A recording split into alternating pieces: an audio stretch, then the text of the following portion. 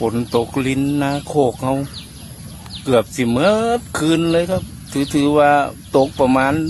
12 ชั่วโมงได้ครับนับรวมกลางวันนำกลางคืนนำนะครับ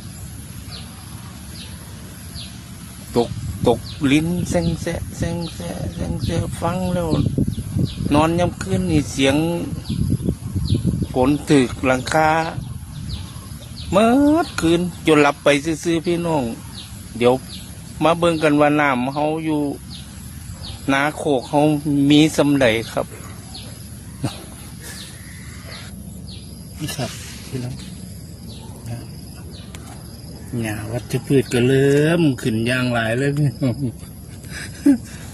พี่น้องเดินสักนิดให้พี่น้องน้ำเขานี่ในซ้ำนี่แหละน้ำบริเวณปรับน้าปีใดกับว่าจะเอาเสมอกับอะไรเสมอจ้าเกียพี่น้องเป็นลูกขึ้นอยู่แต่บ่ขึ้นใหญ่ดอกว่าเบิ่งหน้าโคกอีกฝั่งหนึ่งครับเอาลูกไซล่ะฝนตกก็ได้มาหาใหญ่ลูกตีเดียวนี่โอ้ยมาพอลูกไซล่ะเอามาพอลูกไซล่ะจังไรคนหนึ่งสิมาเบิ่งน้าไหมเบิ่งน้าฝนตกเมื่อคืนนี่เป็นจังไรบุตกแห้งจะว่าซ้ำนี่เนาะฝั่งนี้คือผมไม่น้ำครับโอ้ยเนาะเพราะนั่นแล้วก็หายโอ้ตาย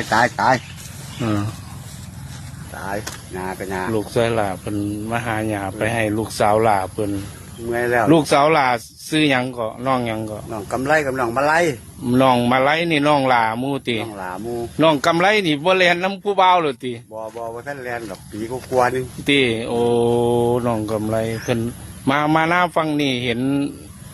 ลูกสาวหลาเพิ่นมาเกี่ยวหญ้าก็เลยคุยกันจังน้อยพี่น้องพุ่นก่อนจะไปลงเบิ่งนาเฮาพุ่นเบิ่งนาเพิ่นนากับหญ้าจังน้อยนี่จะสิเกี่ยวหญ้าจะสิเกี่ยวเขาแม่นครับเฮ็ดนาสุปีเฮ็ดจังไดบ่เฮ็ดบ่ได้เข้าคือเพิ่นพี่น้องนี่สิใครอยู่หรอกสิใครแรกๆก็คือสิใครล่ะพอไปข้างหน้าแล้วโอ้พี่น้องธรรมดาบ่ว่าจะหน้าผู้ใดว่าผู้ใดเนาะมองได้มองบ่ได้เนาะครับครับเอาไปนาโคกเขาฟังดีกับเขากำลังงามเลยครับถึงฝนมือคืนนี่ยางงามเลยพี่น้อง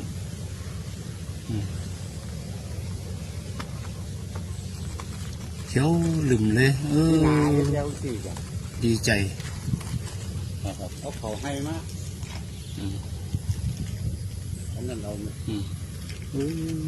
กำลังงามเลยครับมือหนีเลยครับแต่มือหนาโบลูนะครับครับโอ้ดีใจเนาะเห็นเขาเจ้าของงามฝนก็ตกค้ำอีกนะครับนาโคกมีความสุขใจ